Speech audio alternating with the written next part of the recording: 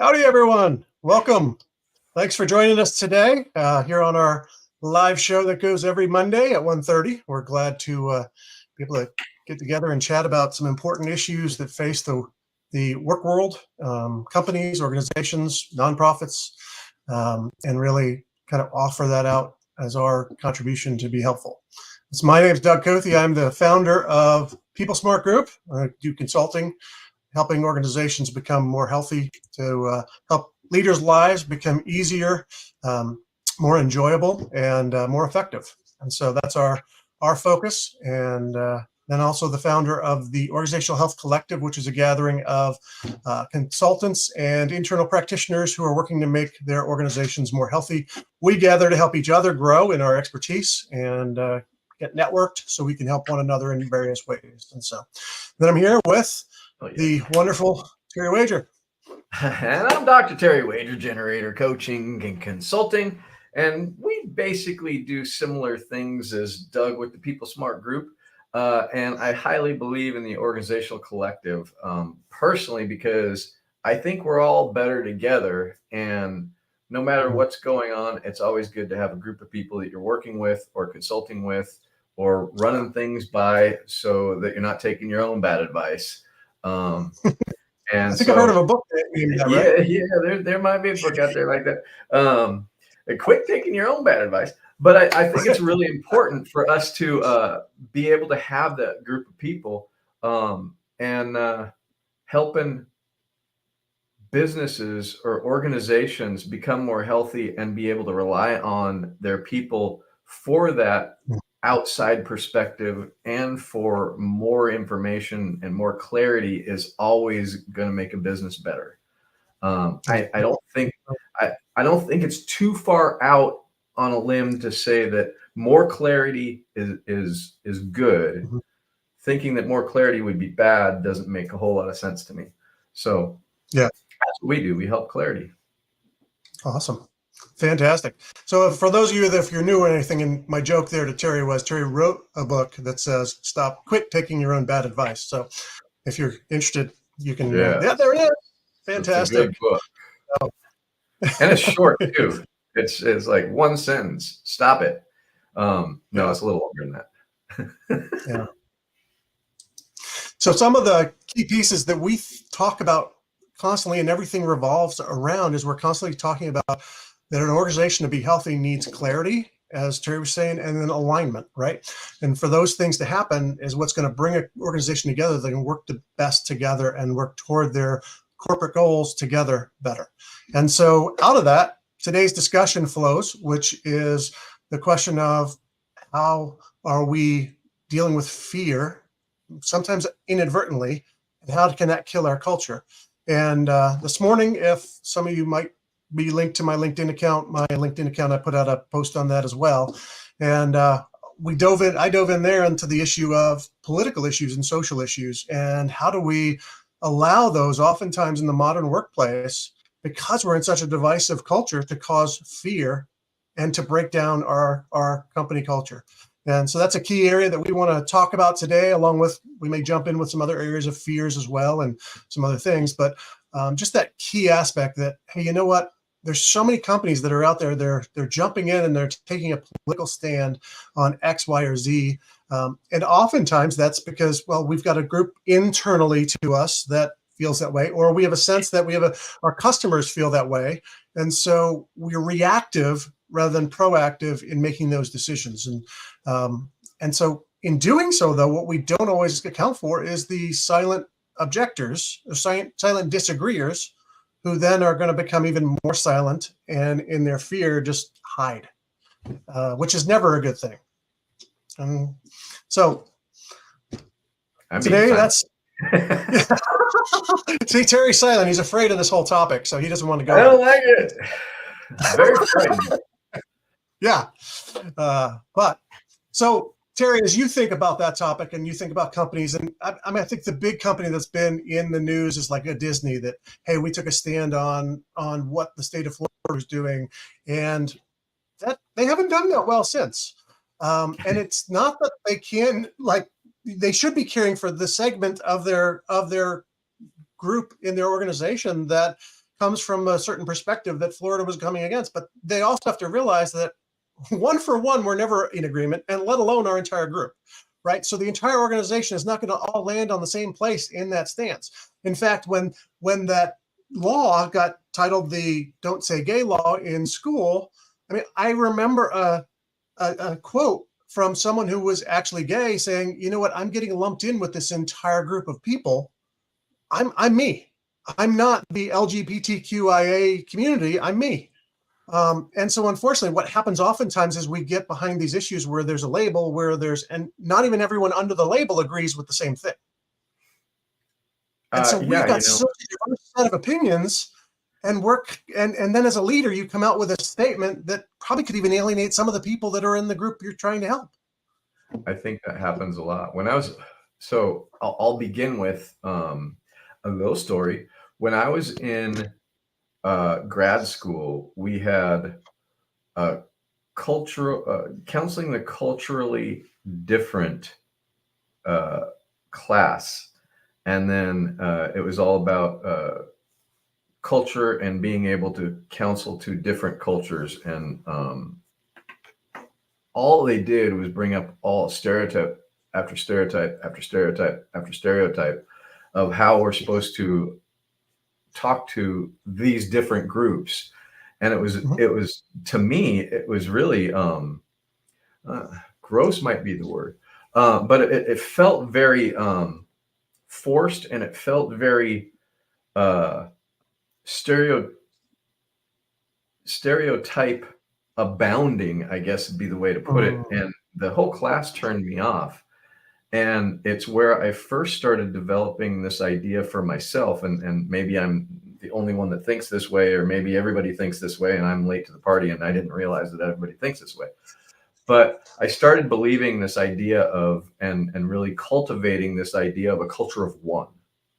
And so, and what I mean by a culture of one is, no matter what nationality, no matter what label we're going to put you under in anything, your culture is based on your experience growing up with your historical vulnerabilities, as well as your personality vulnerabilities, as well as your ethnic and religious vulnerabilities, which basically means how you have interpreted and put meaning to all of those different factors to create your worldview.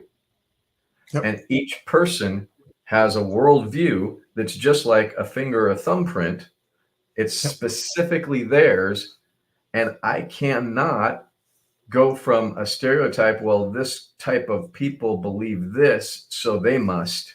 Otherwise, I am creating I can't remember the name of it, but it's basically a intrinsic bias kind of idea. It's like it's their bias.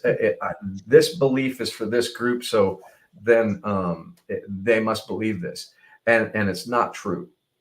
And it's one of our biggest problems is we have this idea of they must be thinking this because they're part of that group. And when we do that, number one, I think all biases come out of fear. And so we're trying to take shortcuts, protect ourselves quickly by going, okay, this person resembles this, so this is what they mean, or this is what they probably believe. And then I can protect myself quicker this way, because our protection system as a human being, maybe this is biased, but our protection as a human being is to anything that doesn't kind of fit in my worldview, protect against rather than explore. Right. And I mean, it comes from the idea of wanting to survive, and you're walking by a cave when you only got a little spear or something like that, and the animal growling in there is kind of scary. I can't see what it is. Well, I got to protect myself. So rather than go and check what's growling in the cave, I'm going to protect against it. And we've grown up into a society that protects first and asks questions later. Yeah. Yep. And I mean, it makes sense in the self-preservation world, but for the most part, we're not really in danger. Yep. My ego is. but I'm not. Right. Yeah. My ego's in Well, danger all the time because, well, it looks for it. yeah. Well, and it seems like Western culture, we've reached a point where we have become so comfortable in life because we've got all the things, all the amenities, all the life is made to make us comfortable, that comfort has become the thing that you can't violate. And it's uncomfortable to enter into spaces where we're going to actually feel a little threatened or feel a little bit, hey, I'm not agreed with. What do I do? I got to run. Instead of, so what does that do? All that does is cultivate fear and self-preservation, which is going to destroy your culture. As opposed to, if I'm working hard to build a culture of trust, can my people then get along with people who are different than them because they know at a core level as human beings we care about each other. And Absolutely. so that's where I'm like, okay, leaders, you're missing the boat when you're saying, hey, we're going to come out with a statement that supports the loudest group in our organization or the loudest group of customers we have, because you're missing. Do you really want to alienate 40% of your customers? Do you really want to alienate 30% of your employees? Just because they're not the majority doesn't mean you should be saying, hey, this is who we are. This is what we believe. Anyone else sucks. That's not a good idea. They suck. Um, right. Unfortunately, fear is a very reactive kind of instinct that once we get frightened, which is more emotional, then we live in that reactive instinct of protection. Yeah. And as a result, everything then is covered in the lens of how am I in danger? And Yeah. as we move forward in whatever we're doing, we're trying to cover ourselves. And I really love the idea that we're talking about politics in a way. And Patrick Lencioni, said that politics is conflict without trust, and I think uh, that was like a light bulb when I heard that. I mean, I've always kind of thought about it, but I never really got into politics. I don't really get into politics. I actually am much more curious about what these people are going to do rather than thinking who should be running anything. Because I mean, I also am a little bit more jaded in the world of humanity, and I think we're all kind of messed up, and I think we're all having our own different fears, our own different triggers, and everybody's gonna run things out of a reaction rather than intention often. And so, pull up the popcorn and a drink and watch the show and see what happens is kind of where I sit. And at the same time, I'm a doctor of psychology, so there's a big piece of me that is wanting to see what happens and then be able to comment or be able to identify some things we can change in the way the humans interact, kind of thing. But the the most interesting thing about our situation in the world of work, in the world of politics, is that everybody's protecting themselves, and the vulnerability is very hard to come by. Yeah. Yeah. Yeah. And so, And there is a climate of being attacked, right, publicly, or you're going to get canceled, or you're going to get doxxed, or you're going to get whatever, and people are going to. But honestly, is that happening to the most of us, or is that happening to the leaders of movements?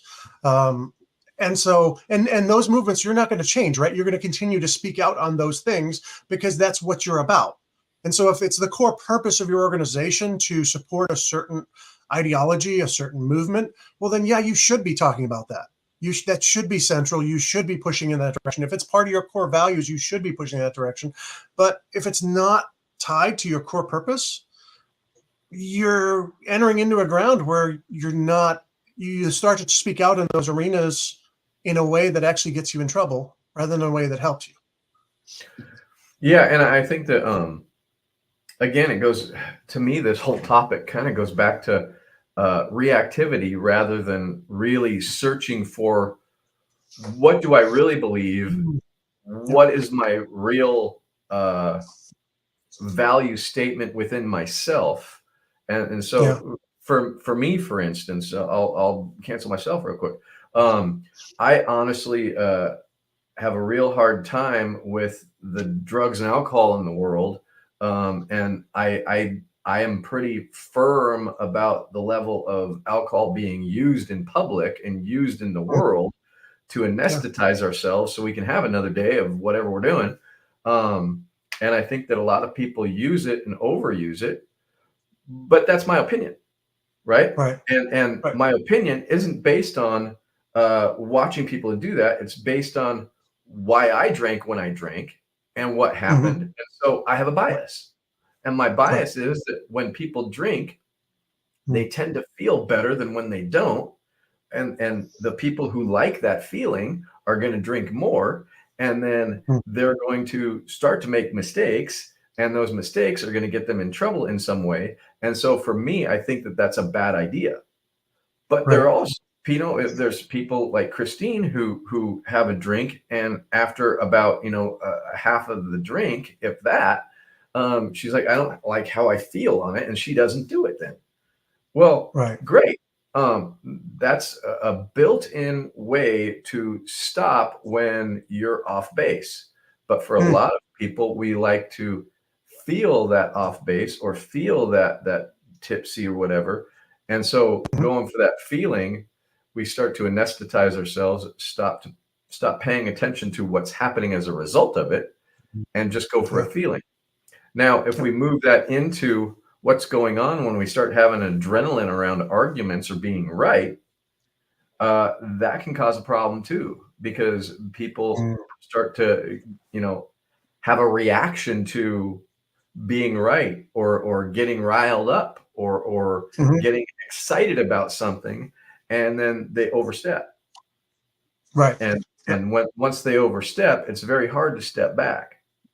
yeah, And the question that I always have is, are they railing against something because they truly believe it, or is it right. an adrenaline bias kind of thing, or is it because they really didn't think about it, but they just noticed that everybody was getting on board, so they would get on board and ride a train Yep, somewhere, and I'm yep, all about getting on the bullet train, but not if it's gonna wreck later. You want yep, to set it up to hit your goals and not to crash into a wall. right, right. That's good. I like that.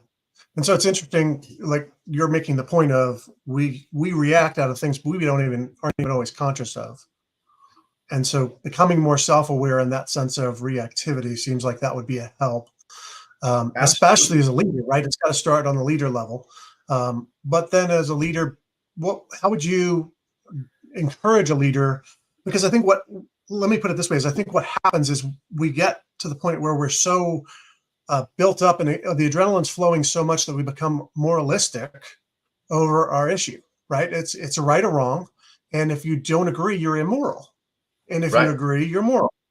And we can't afford that level of division within our organization over things that are not core to who we are. And so, Absolutely. how as a leader would you engage with that when someone begins to get to that stage in the things that they're beginning to say, or even a group of employees are beginning to seem close to that? How would you address that to keep it from not landing in a way that destroys culture and a way that creates fear in others who don't agree? Well, it's funny because I think getting into the moralistic kind of, hey, that's immoral, or hey, these people are being immoral. That's really the acts that we sever relationships with, is that using that moralistic clause, um, because I would be willing to bet that anybody if we're going to get political for a second, anybody in the political world of the Democratic world starts to see the Republicans, if they disagree to a very, very high level, well, that they're being either moralistic or immoral, and then the other team is teams, right? The Republican team is thinking that the other people are being immoral in some other way, and then they define moral based on their opinion of it. but they've Yep. never actually come together and go, okay, let's discuss what moral is. Right. Right. And let's discuss what this moralistic idea is. And so you have two different factions at two different sides calling the other person immoral, but never really Mhm. having the conversation around what moralistic is and Yep. why am I so hurt around it? What's Yeah. going on with me that I'm so triggered? And Yeah. what happens is people aren't allowing themselves to be vulnerable. And I'm probably going to shift a little bit here, but uh, it reminds me quite a bit of when I was working in the prison system as a correctional psychologist in my internship and shortly after I graduated and I was a doctor of psychology as a correctional psychologist working with these people and some of the people that worked there that didn't have the training that I did around the human issues and the emotional stuff. They'd be like, I can't believe that kid did that. I can't believe they did this. Mhm. We're talking kids, 17, 18-year-old kids. Um, they should have the key thrown away and never get out and all of this. And what they were doing was they were actually polarizing themselves against whatever that kid did, whether it was Mm. murder somebody, stabbed somebody, molested somebody, whatever it was. And the things that guys were in the prison for were bad, of course. Yeah. But Yeah. they were polarizing themselves by saying, I can't comprehend what would allow somebody to do that. And because they were going to that extreme to polarize themselves, they also stopped being of help. And Yeah. what was going Absolutely. on was those particular people that were doing that were becoming invulnerable so they didn't get hurt by that experience, allowing themselves to see the darkness in them. Because let me be Mm. straight on this. Every human being has the darkness inside of them that is able to do the same thing that any other human being did. If one can, everyone can. That works Yeah. for becoming a millionaire just as well as it works becoming a murderer. And Mhm. we don't really want to believe that about ourselves in the murder category, and we can't believe it for the millionaire category for a lot of us. They're Right. like, Right. it's like, I don't want to go Yep. there, but oh, I don't think I Mhm. can ever do that. And we Right. keep ourselves somewhere where we are based on what we tell ourselves. And what we tell ourselves is all based on the level of vulnerability that we'll allow ourselves to have. Mm. Yeah. And because we're afraid to admit our fears and we're afraid to go into those dark places, we can't ever really experience the extreme light places either. And we Right. keep ourselves fair to, right here in this safety zone of Mm. protected, but we protect ourselves to the point that we can't actually grow. And we protect ourselves to the point that we ever never really get hurt, but we never really Mhm. live either. Yeah. Yeah. Yeah. There's that sense, and I hear that in what you just said was that in order to grow, we've got to enter the hard stuff. Got to enter the hard stuff. Got to enter the scary Mhm. stuff. And we got to enter the dark stuff. And instead of going, oh my God, how could they ever do that? Well, wait Yep. a minute. What would allow me to excuse or rationalize that behavior in me? Mhm. Yep. What would it take? Oh, I would never do that. Well, okay. Yeah. That is the last words of many people who find themselves have done it. And Yep. and so whatever it is, I would never do this thing. I'm not going to say what it is because I don't want to create controversy right now. But Right. the whatever that thing is, well, I can. I would never murder somebody. Well, there's a lot of kids that I worked with in prison because they murdered somebody and they never really thought they would. They Right. were just given a gun and they didn't know anything about it. They're given a knife, and then when they got triggered, they used it. Yeah. Right now, Yeah. triggered. That's funny. But Yeah. the 10 minutes before they did it, they never thought they were going to, Right. but then they Right. did. Well, Yeah. what allowed them to? Well, their emotional state, the Mhm. story that they told themselves based on that, Yeah. and the fact I love when people say, I didn't have a choice. Well, we always have a choice, but the fact of the matter is that choice is outside of the realm of graspable when we get under stress. And there's this guy named Mhm. David Grossman that talks about this in a book called On Killing and a second book called On Combat. And he was a psychologist that worked with uh, uh, people in the military and people in the police force, and the different emotional experiences that they had and how to actually become more connected to yourself after you engage in some kind of act of killing or combat, because it's Mm. hard for a lot of people. But he said Yeah. people never rise to the occasion, they sink to their level of training. Mm. And the funny thing is we're all trained really well on rationalizing stuff. We're all trained really well on pointing the finger at people. We're all trained Yeah. really well at pointing out what's not right. But not many of us are trained at becoming more vulnerable. Yeah. And if we spent a little bit more time training ourselves or training with each other around becoming more vulnerable and more open and more honest about what we were feeling, Yeah. what we were frightened about, what we were wanting to do in our lives, the level of self awareness would open up so much that we would actually Mm. be able to have these conversations and move forward in a much better way because we practice vulnerability instead of protection. Mm. Yep. Yep.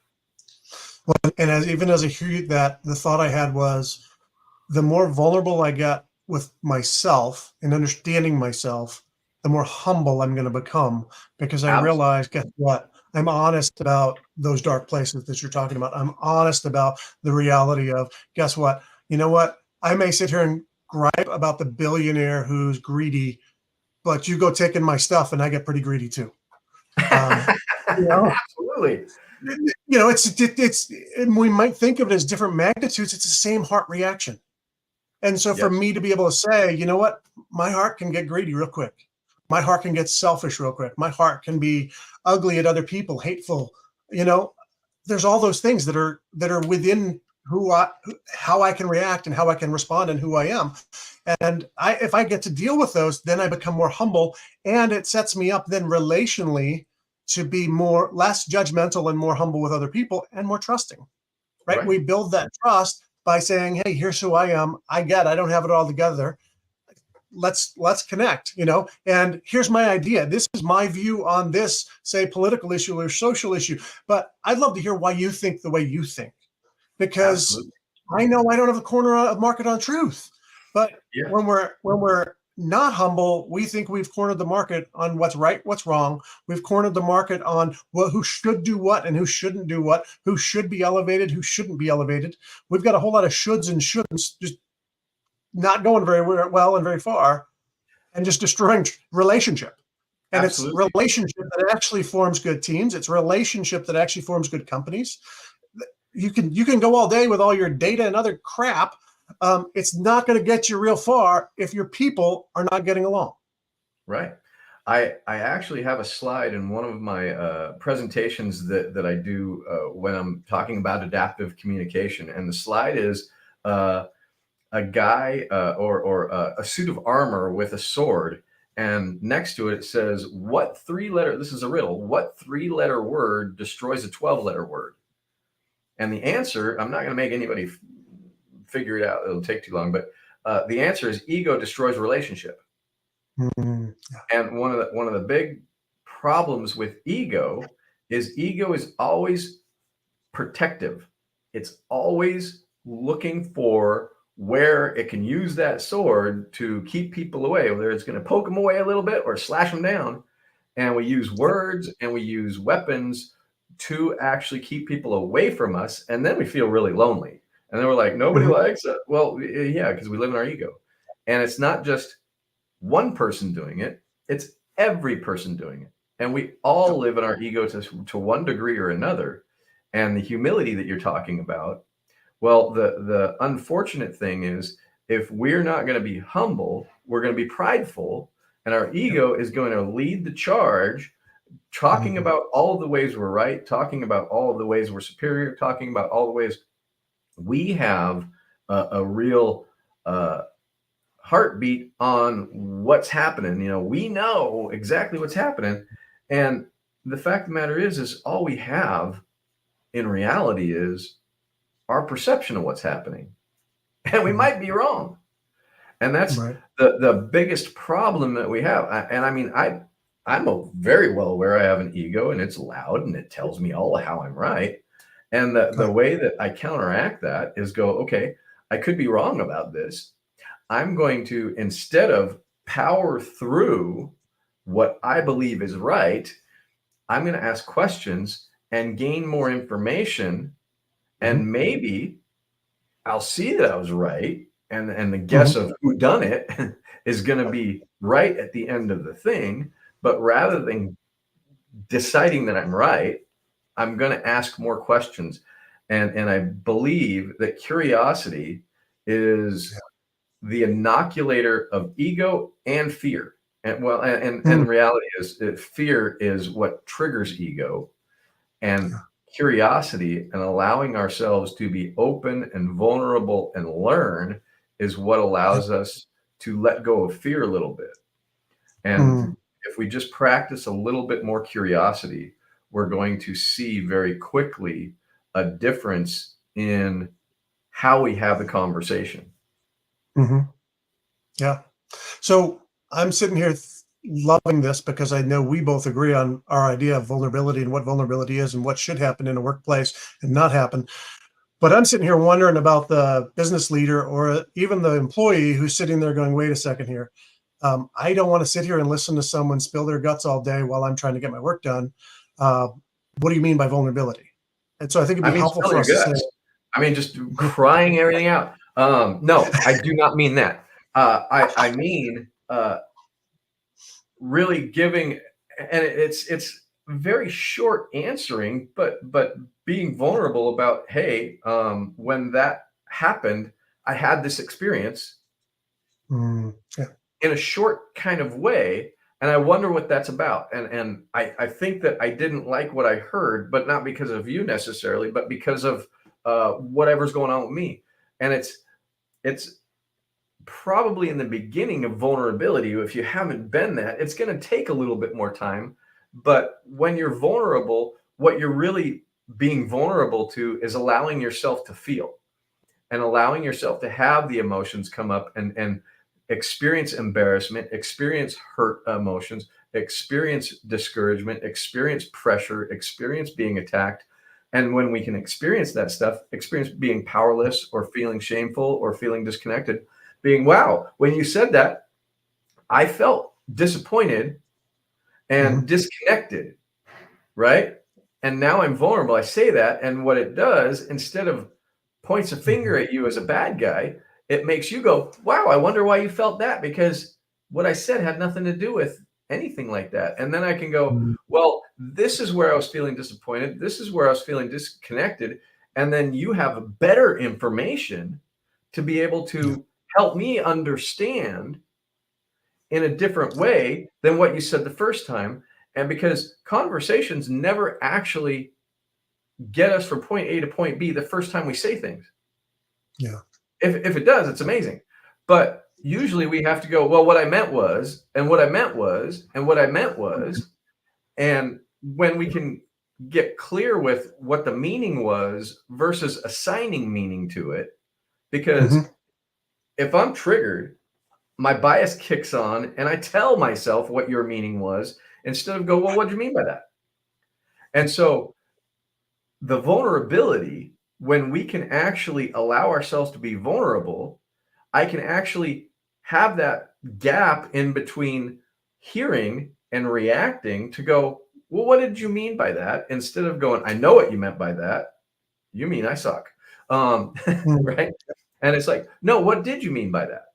And we can get clarity around that. And the funny thing is the more we allow the other person to put their hand up and say, this is what I mean, the better our conversation goes. Because mhm, the fact of the matter is we do not live and this might be a writer downer, no one lives spitting out their final draft. Good. We all, whenever some idea comes out of my mind, it is not the final draft. It is a draft. And I probably need a little bit of reworking what I said every time. And I'll go one further than that. I used to actually, when I was doing couples therapy as a psychologist, I'd have people come in and I'd set the tone by saying, okay, one thing we all have to agree on, and I want this context to be very, very clear, is no matter what's said in here, it's a rough draft. That's good.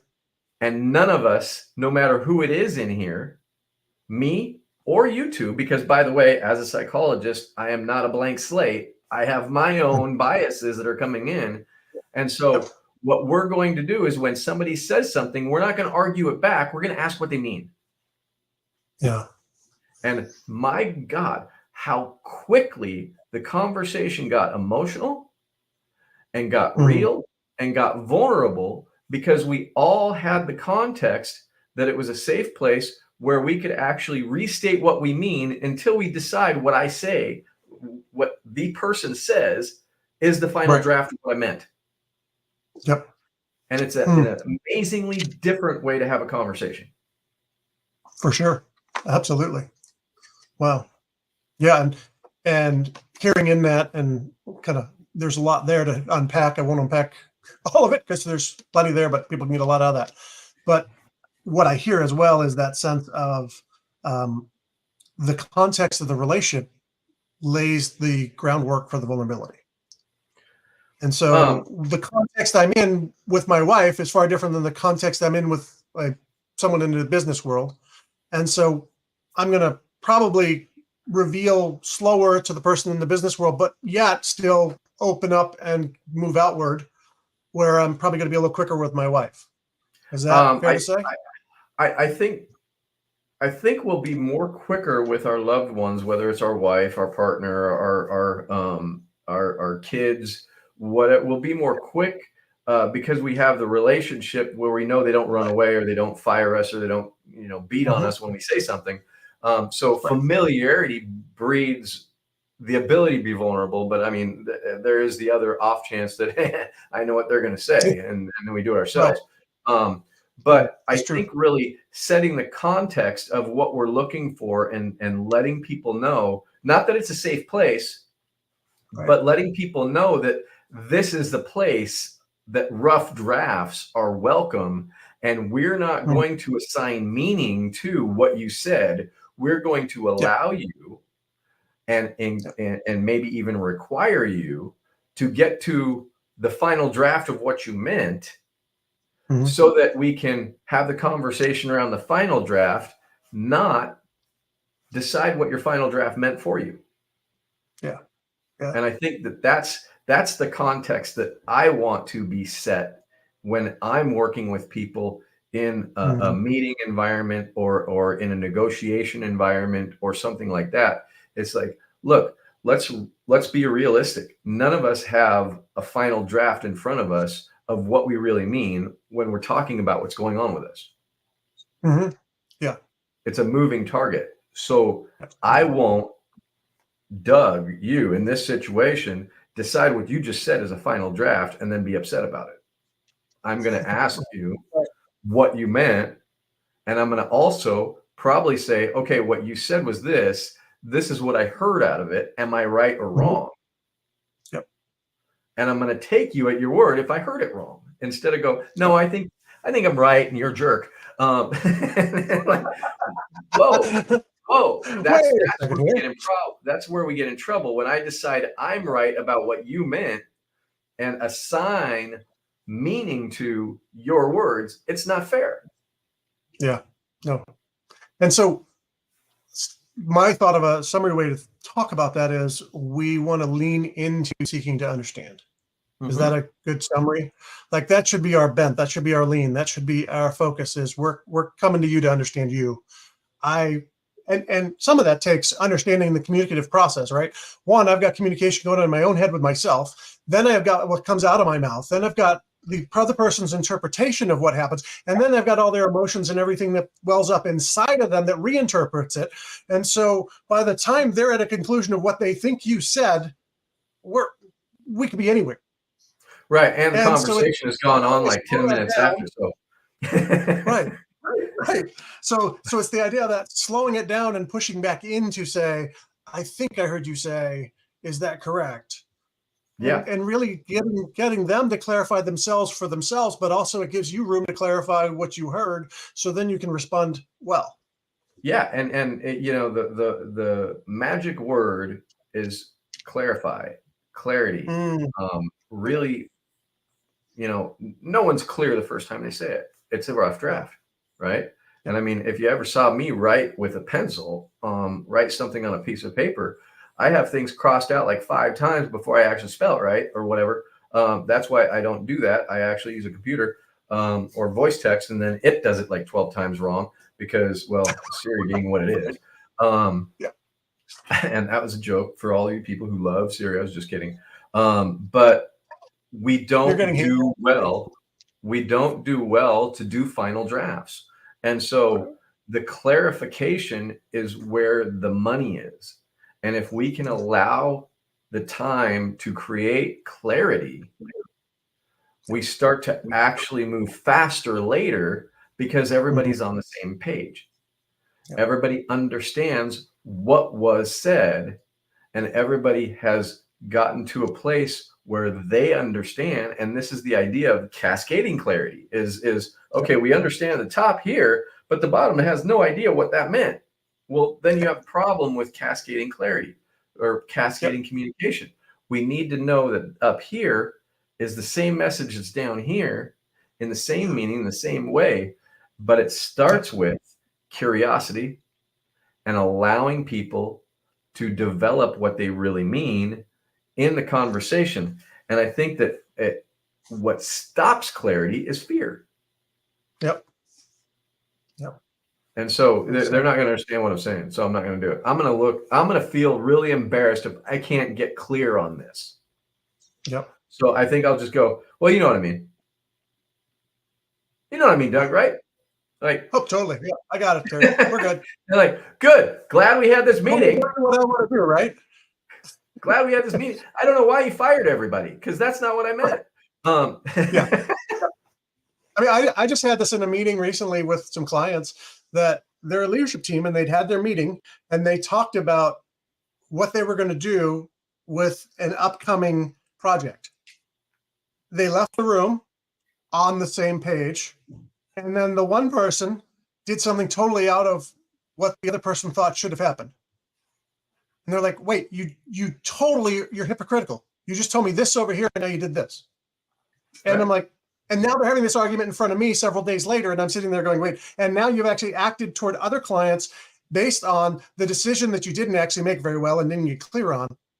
And so how does that impact your organization? You're now interacting with clients out of misinformation and lack of clarity. And so I'm sitting there saying, look, guys, at the end of your meeting, you need to go, okay, what did we decide? What did we say? What are our final statements? How do we communicate that in a way that's helpful for others? Because that's going to slow you down to get really, really clear. Did I understand correctly when you said you were going to do X? No, you didn't, because I'm going to go do this. Oh, okay. Well, we probably should work through that a little more before we leave the meeting. Right. And then in the idea of what actions are we going to take? What actions are we not going to take? And if we start taking actions, are we sure that everybody's on board with these actions? And that needs to be discussed. And it's funny because you use a word that is a buzzword for us at Generator, which is hypocritical, because people are being hypocritical when they go against what they said.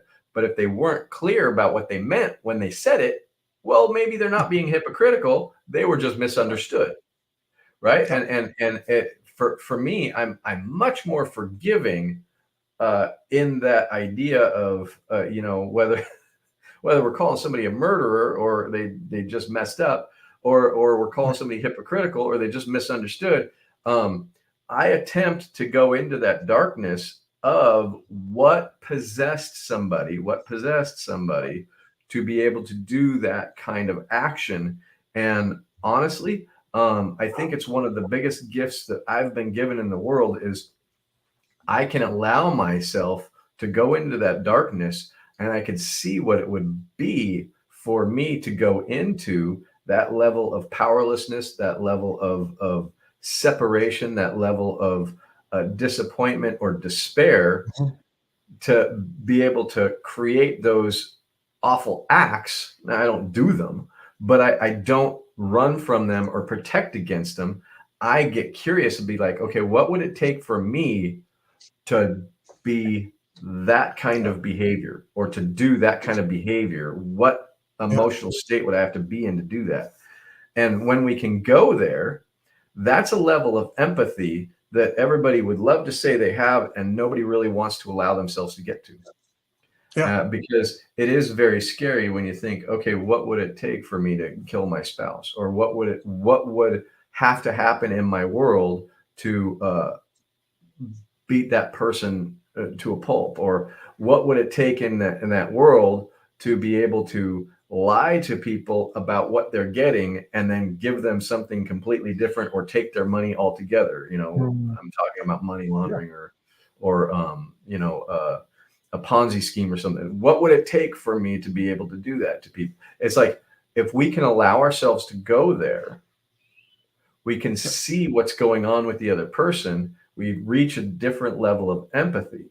Now, I had a lot of practice because I worked with a lot of inmates for a Right. number of years in a correctional facility, and my job was to rehabilitate. And so I had to kind of understand where their thinking was. And it was a lot of interviewing of, okay, what did you tell yourself to give yourself the permission? What did you tell yourself about the idea you had no options? What did you tell Mm. yourself about what was happening to you that you had to protect yourself in that way? And when I asked those questions and I got the answers, I could see that, a lot of these people that committed these crimes, uh, they were not in their right mind in a way, but in another way, they were very rational, which is a problem. And they made Right. sense to the point that this is the only option I got. And as a Yeah. result, sorry, it's me or you.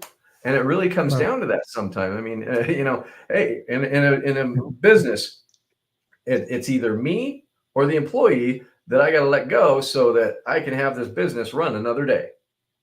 Right. Sorry. But we just kill that line of expenditure, right? Well, yeah, Right. I also made it so they can't pay the rent.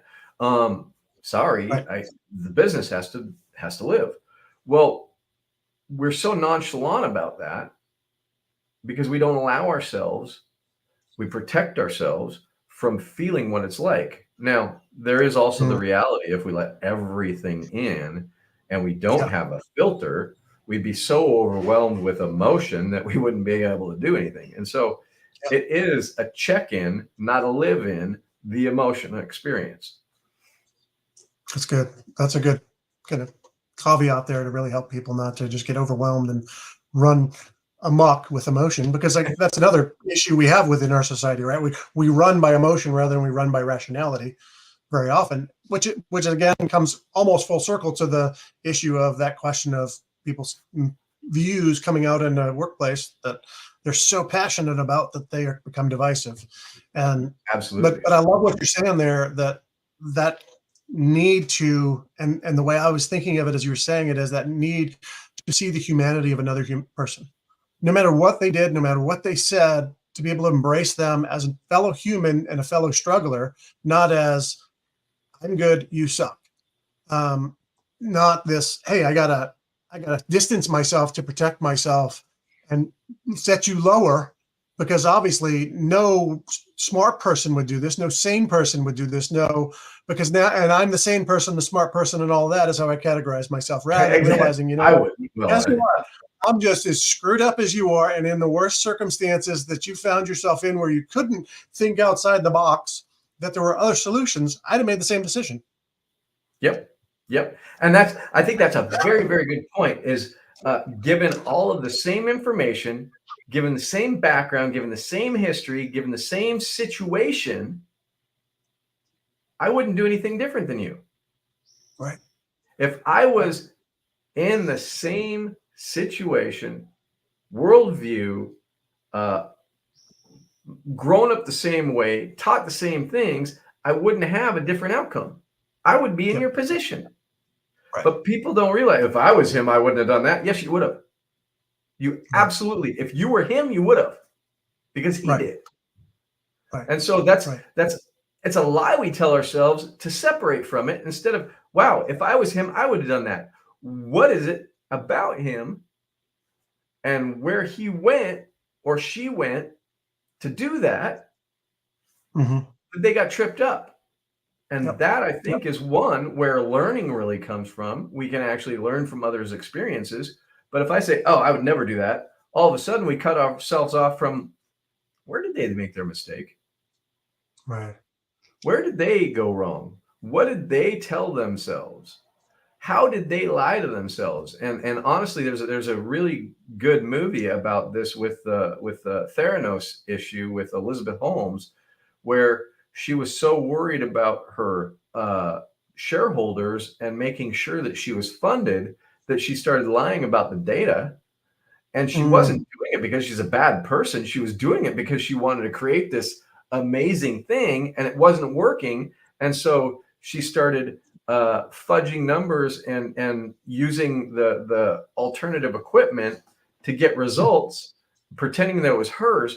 But she wasn't doing it out of malice and to steal money from people. She had this firm belief that if they just had enough time, they could figure it out. Yeah. Well, okay, so she lied to herself. Yes, she did. Hmm. And then she lied to everybody else as a result. But it wasn't Yep. because she was doing it out of malice. She was really doing it out of fear that she wasn't going to be able to accomplish. She was going to fail.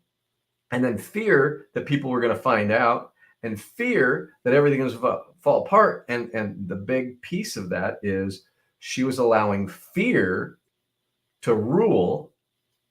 And as the next step from that is she got reactive and protective, and she just crossed line after line after line after line until there was nothing left.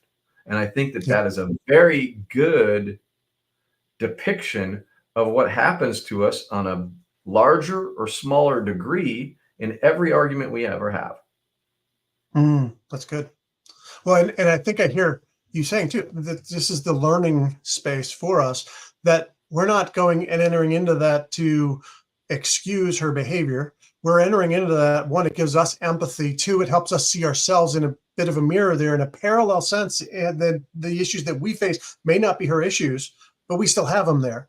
And so why do I react to certain things certain ways? How do I get to the point where I'm pushing lines that I never thought I would have pushed? Those are Absolutely. vital learning experiences for me to self-reflect on and to grow from, as opposed to I could also then go with the, well, she didn't share my worldview, she didn't this, so I'm better than her. The ego can run with that still. So we still got to protect ourselves even once we get in there to go, okay, this is for me to learn how in parallel ways I do similar stuff. It may not have the, I may not even have the stage to do it on the level that she did it on. So therefore, yeah, I might just do it in little ways. And I call those white lies. And I feel better about that. But am I really doing myself or anyone else any favors, or am I really justifying my actions? And how am I Absolutely. getting there? Yeah. Absolutely. And uh, the white isn't the issue. It's the lie that's the issue. It Right. doesn't matter how big or small the lie is. It's Right. not honest. And that's Yeah. the biggest problem with ourselves. And so one of the huge things that I really focus on is admitting our fear. If we can Mm. admit our fear, then we can actually start to move forward. And that's where the power comes from. Our true power comes from being able to admit our fear, be honest about Mm. it, and then ask for help around it. Yeah. And when we Yeah. can do that, that is practicing vulnerability. Great. Well, and I love, a lot of what we've talked about today. And if you're listening to this, you might think, well, you didn't really get that deep into the initial topic you're talking about, but we did, in the sense that if you're leading an organization, the big key here is for you personally, these are the spaces you need to grow in. these are the spaces you need to be pushing into for yourself to grow in your own self-awareness, to grow to be able to be that person that can show up with empathy for your people, to be the person who can show up and not freak out when someone else is in crisis or someone else does something they shouldn't have done. The freak out is going to happen if I haven't done the self-work. And I've got to be able to get to that point where I don't have the freak out and I can enter in well, and I set the pace for how my organization then enters in. And so coming full circle back to the, hey, someone shows up and they're really passionate about some political topic. Well, it'd be a great place for me to enter in and go, well, help me understand why you believe that way. Help me understand what's going on. Tell me what brought you to this conclusion, those sorts of things.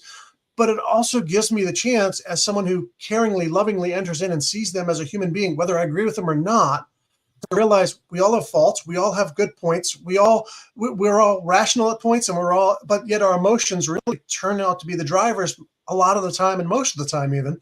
And so let's get into the person's world for a second before we just go, you're a moron, shut up. Or I agree with you, let's tell all those other morons to shut up, right? But no, actually, this is a good chance for that sort of dialogue with the person or persons who are there, but also you, by doing that, are leading and showing them and becoming an example of them of how would you treat the people who disagree with you, right? Whether I agree with you or disagree with you, I'm going to enter in with care and empathy and curiosity, as Terry said. And so the same is true when you now are dealing with the people that don't agree with you. And so how are we going to do that together as an organization, that we treat each other with that dignity, with that respect, with that care, with that empathy, as opposed to we start castigating and casting out the people that don't agree with me? I think that we're running to the top of the hour, but I think that the thing that the shut up idea. You know what? I want you actually to speak. I want whoever is in front of me that I disagree with or that I'm not understanding to speak until they are finished speaking, and have all of it out on the table so that we can come to an understanding. But too often, I think that is the big problem is, and our name, fear is killing your company culture. I don't think fear is killing the company culture as much as protecting against the fear instead of being vulnerable about the fear and investigating it and discussing it and getting all of the information out until the fear allays itself, because fear spoken about is going to allay itself, but fear protected against is going to explode or implode. Kind of propagate and become more and more fear amongst everyone. Absolutely. Now everyone fears everyone. And that is not a recipe for a good culture. Hunger Games, there we go. Yep. Wow. So I think that's it. Yeah. Well, there's probably so much we could go off of shoots on this, but that's enough for today. If you've got questions, you got thoughts on this, we would love to hear. We know we've taken a windy trail, and that's okay. We're not ever going to be we didn't know what we were going to say until we got to the end of saying it, right? I mean, that's Terry's whole point. So we hope this is helpful. If you've got questions, come talk to us, reach out to us. If we could help you with your organization, reach out to us. If you're a consultant or internal practitioner out there, reach out to us about the Organizational Health Collective. We'd love to talk to you about that too. So we're thrilled you joined us. We look forward to seeing you next time.